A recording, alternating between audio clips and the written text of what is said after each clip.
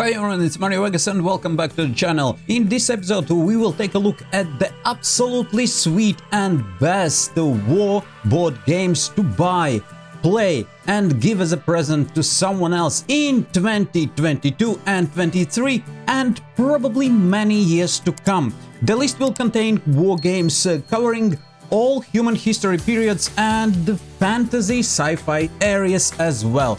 But before we start, make sure you subscribe and hit notification bell to be always informed about new episodes. And if you know someone who may be interested in this kind of games, go ahead and share this video on any social platform. Last but not least bit to mention is that I will add Amazon affiliate links in description so you can check those wonderful games out with ease without spending your precious time on search.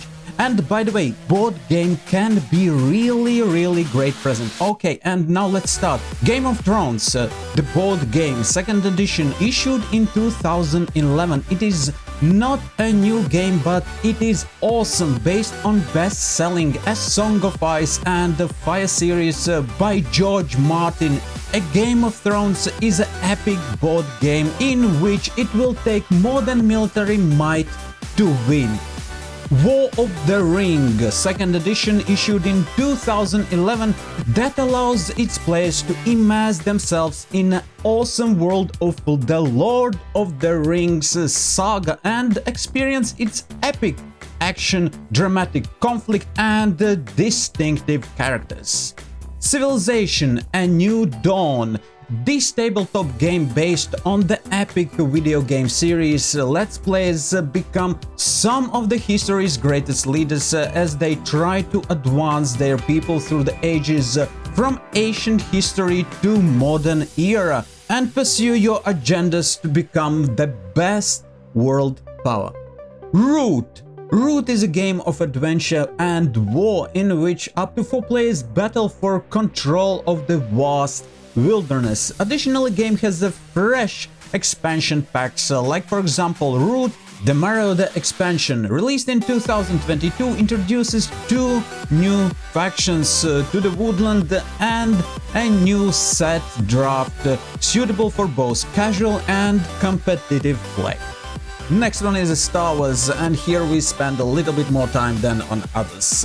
Star Wars Rebellion. Star Wars Rebellion is a board game of epic conflict between the Galactic Empire and Rebel Alliance for 2 to 4 players. In Rebellion, you control the entire Galactic Empire or the fledgling Rebel Alliance. You must command starships, account for troop movements and rally systems to your cause.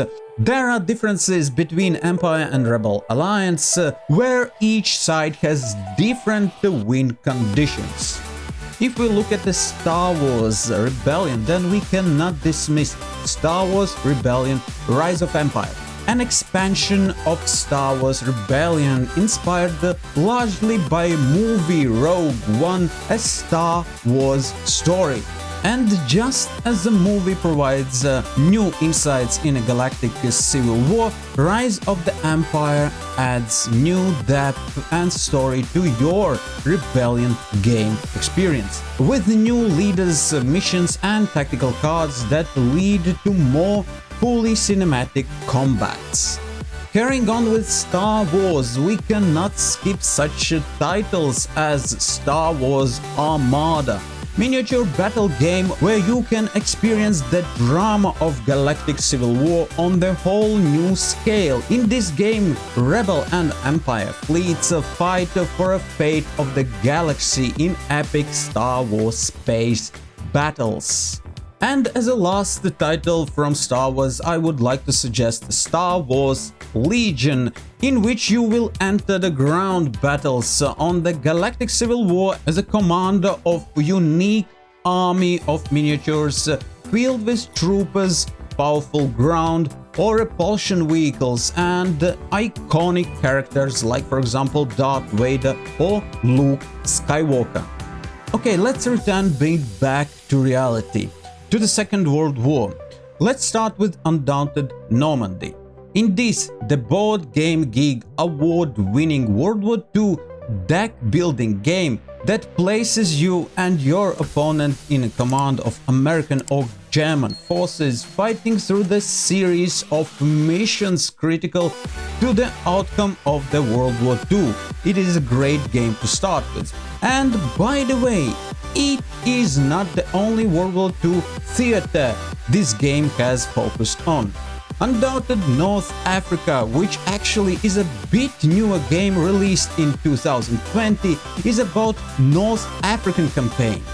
Undaunted Reinforcements, released in 2021, is a modular expansion that introduces a range of new rules, scenarios and units. Undaunted Stalingrad is a monumental platoon-level standalone campaign game with branching narratives that expands the series scope and challenge beyond anything that comes before. And finally, I would like to mention Undaunted Battle of the Britain, which will be released in 2023 and is planned to be as well a standalone game in Undaunted series that will recreate the dynamic dogfights of aerial combat over the Britain. Here I Stand, 500th Anniversary Edition. Released in 2017, it is a great game about Europe in conflict during the Protestant Reformation of the early 16th century, with 6 main powers in the game, each with unique path to victory. It is an interesting game that covers the political and religious conflicts of the era. Twilight Imperium, 4th edition. It is a game of galactic conquest in which 3 to 6 players take the role of one of the 17 factions for galactic domination through military might, political approach and economic instruments, where every faction offers a completely different play experience. Next one is well-known title, Dune. Yes, Dune is an asymmetrical strategy game with the components of warfare and diplomacy. In Dune, you will become the leader of one of the 6 great factions that compete for control of the most valuable resources in the universe. And talking about Dune, it has a couple of series. For example, Dune Imperium, released in 2020, is a game that finds inspiration in elements and characters from the Dune legacy, the new film from Legendary Pictures. Dune Imperium uses deck building to add a hidden information angle to traditional worker placement. But unlike many deck building games, you don't play your entire hand in one turn. Instead, you draw a hand of cards at the start of every round and alternate with other players. And by the way, guys, Dune Imperium has great expansion. Dune Imperium Rise of X. Rise of X focuses on technological society of X and adds a new Imperium intrigue and conflict cards to the game, along with 6 new leaders across 3 houses. Okay, let's take a look at the Renaissance period. Friedrich. It is the summer of 1756. On the map of old Europe, players maneuver their generals from city to city, and Friedrich must retain a part of each Prussian province, while the attacking powers savagely seek out their objectives as well. The clever use of tactical cards is decisive to win in this game.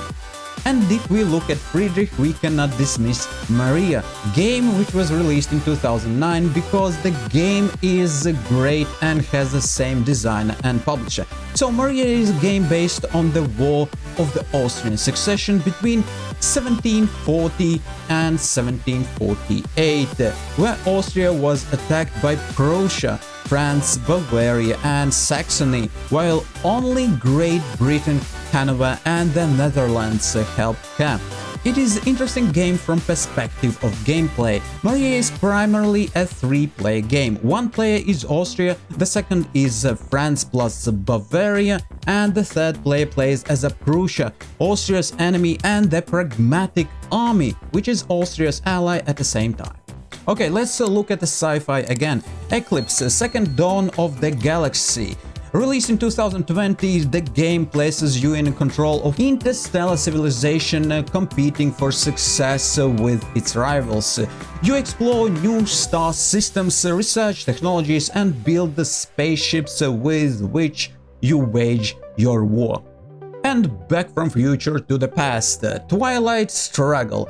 It is quite old game, released in 2005, but it is great game. It is a quick playing and low complexity game. The game map is a world map of the Cold War period where players move units and exert influence in attempt to gain allies and control of their superpowers.